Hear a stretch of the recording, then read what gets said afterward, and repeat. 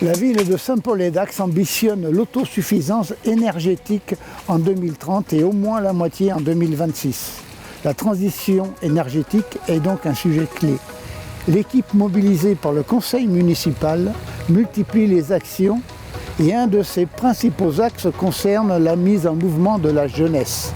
Après l'organisation en septembre d'un ciné-débat autour du film Bigger Than Us, auquel 650 jeunes ont participé, la Semaine de la Science a constitué un temps fort d'implication des établissements saint-paulois.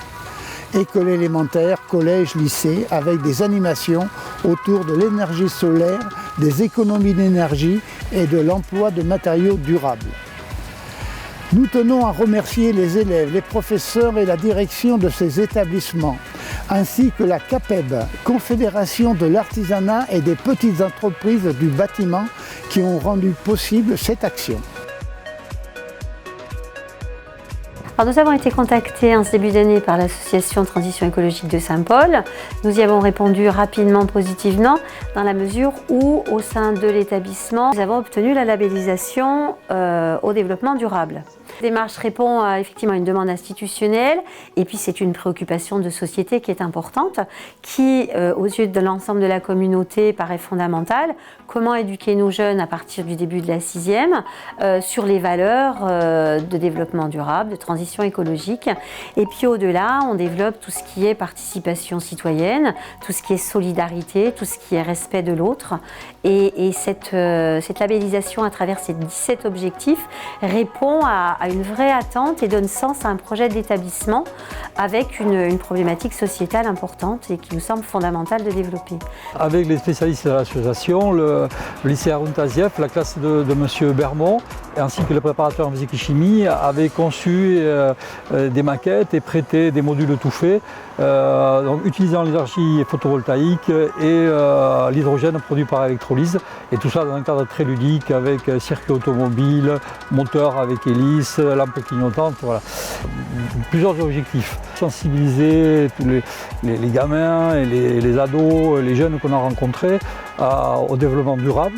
C'était de donner goût à la science et à la démarche scientifique à des enfants pour essayer de leur donner envie d'aller vers des filières qui aujourd'hui sont délaissées, voire désertées, filières technologiques, professionnelles et même la filière ingénierie qui est complètement désertée par les filles aujourd'hui. Mais aussi on avait pour objectif aussi de réhabiliter l'image de l'artisanat. C'est pour ça qu'on avait un partenariat avec les artisans messagers de la CAPEB qui sont venus ici dans la cour du collège construire une vraie petite maison de 25 ans de haut et autant de diamètre. Il faut que tu trouves le 15, il va venir là et tu vas serrer les deux en même temps. Donc ils nous ont apporté une maison en kit qui a été fabriquée par les élèves de Morsinx, au CFA de Morsinx. Et donc le but de la journée, là, cet après-midi, c'était de monter la maison avec différents métiers, donc plomberie, plaquiste, charpente, électricité. Voilà. Donc nos élèves participent par équipe sur les différents corps de métier. Et ensuite la maison va s'assembler en kit, ça va devenir une seule maison. Et ensuite ils vont utiliser cette maison avec les panneaux solaires qui seront montés dessus.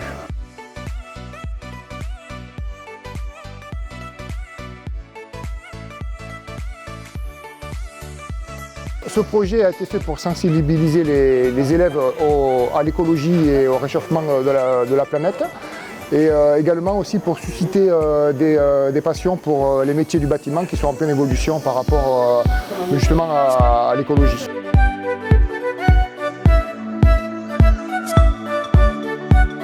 D'amener des ateliers ainsi dans le collège, c'est vraiment très intéressant.